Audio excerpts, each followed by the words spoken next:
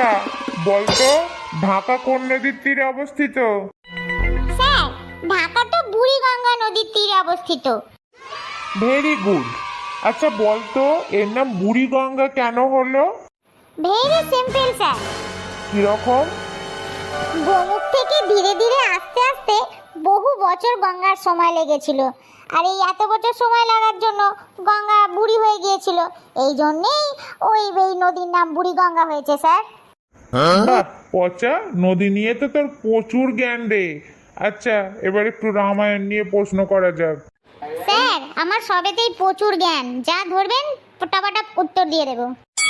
আচ্ছা বল, রামচন্দ্রের বাবার নাম কি?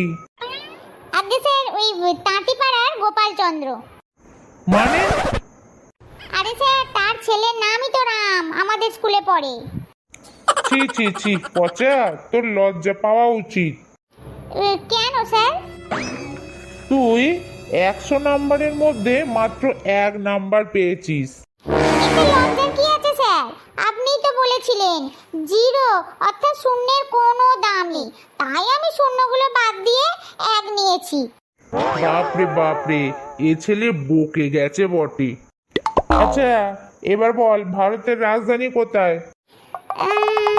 আগে স্যার, কলকাতা। সে কি রে পচা, এই ভারতের রাজধানী তো দিল্লি।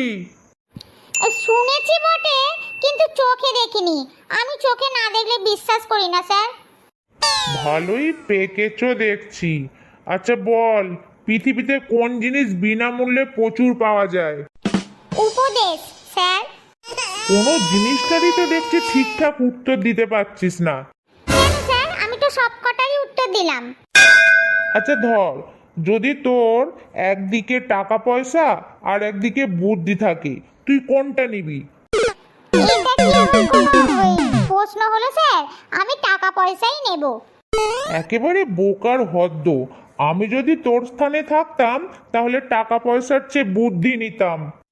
স্যার, যার কাছে যে জিনিস কম থাকে সে সেই জিনিসই চায়।